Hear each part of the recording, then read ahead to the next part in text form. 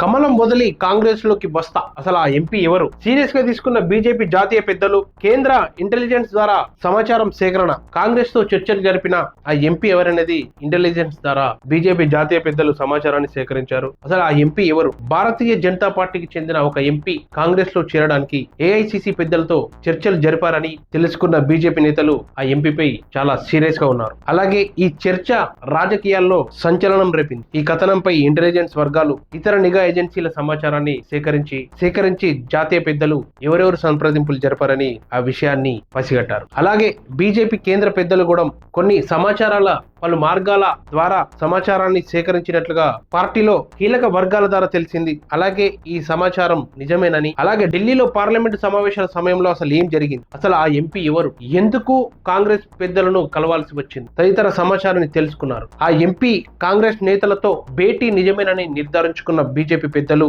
ఆ వ్యవహారాన్ని చాలా సీరియస్ గా తీసుకున్నారు. అసలే రాష్ట్రంలో అధికారంలోకి రావాలని భావిస్తున్న తరుణంలో ఈ బీజేపీ పార్టీకి పెద్ద తలనొప్పిగా మారింది ఆ ఎంపీ వల్ల.